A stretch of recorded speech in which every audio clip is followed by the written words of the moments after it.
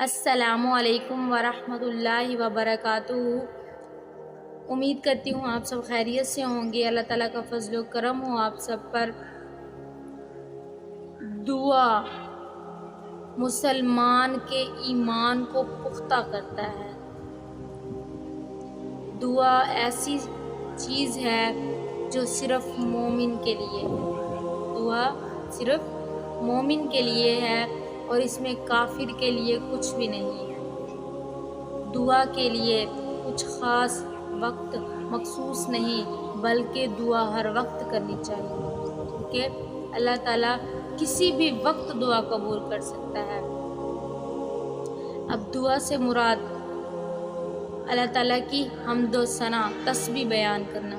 اب اس سے مراد یہ نہیں کہ تسبیح لے کر سارا دن مسجد میں بیٹھا رہے، کہ تسبیح لے کر سارا دن مسجد میں بیٹھا رہے اور اپنے کام سے غافل ہو جائے، ایسا ہرگز نہیں، بلکہ اس سے مراد یہ ہے کہ صبح اٹھے تو اللہ کے نام سے اٹھے، صبح اٹھے تو اللہ کے نام سے اٹھے، کھانا کھائے تو اللہ کے نام سے شروع کرے، کھانا ختم کرے تو اللہ کا نام لے، یعنی ہر چیز میں اللہ کا نام لینا چاہیے۔ تو اب اس میں نبی کریم صلی اللہ علیہ وسلم نے حدیث مبارکہ میں کچھ مخصوص دعائیں بتائی ہیں کہ ان دعاؤں کو پڑھتے ہوئے انسان ہر وقت اللہ تعالیٰ کی حمد و ثنا بیان کر سکتا ہے۔ یعنی صرف چھوٹی چھوٹی دعاؤں کا احترام کرنا اور ان کو ان کے وقت پر پڑھنا بھی بہت اہمیت رکھتا ہے اور یہ اللہ کے نزدیک بہت بڑی بات ہے۔ اب دیکھیں، جیسا کہ اب انسان رات کو سوتا ہے تو کہتے ہیں نا کہ نیند موت کی چھوٹی بہن ہے، کہ نیند ایسی ہے کہ انسان سمجھے آدھا مر چکا ہے، اس کو کسی چیز کی کوئی خبر نہیں ہوتی۔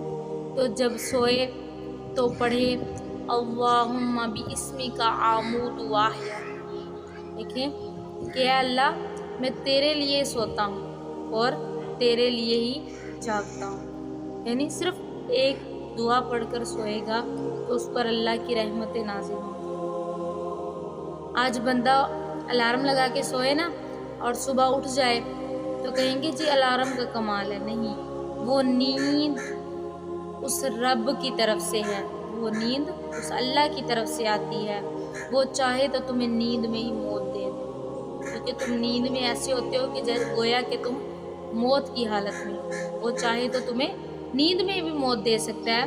تو اللہ کی حمد و ثنا کر کر سویا کرو۔ اب دیکھیں، جب صبح اٹھے تو صبح کا آغاز اگر وہ اس طریقے سے کرے، یہ دعا پڑھے الحمدللہ الذی احیانا بعد ما اماتنا والیہ النشور، تو دیکھیں اللہ کی تسبیح بیان ہوگی۔ اب اس نے کھانا کھایا تو کھانے کی دعا پڑھی۔ اب دیکھیں، اب وہ بیت الخلاء واش روم میں جائے اور یہ دعا پڑھے اللہم انی اعوذ بک من الخبث والخبائث، دیکھیں واش روم میں گندی چیزیں ہوتی ہیں، ناپاک چیزیں ہوتی ہیں، جنات ہوتے ہیں، تو اگر کوئی انسان اس میں جانے سے پہلے اللہ سے کہے کہ اے اللہ میں پناہ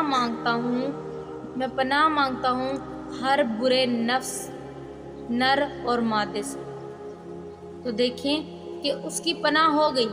اور جیسے ہی وہ باہر نکلا، ایک حدیث مبارکہ میں ہے غفرانک اور ایک حدیث میں ہے الحمدللہ الذی اذھب عنی العذاب وعافانی، کہ اللہ تیرا شکر ہے کہ تو نے مجھے عافیت بخشی، یعنی تو نے مجھے راحت دی، کھانے کے بعد تو نے مجھے راحت دی۔ تو دیکھیں اللہ کا شکر ادا ہو گیا۔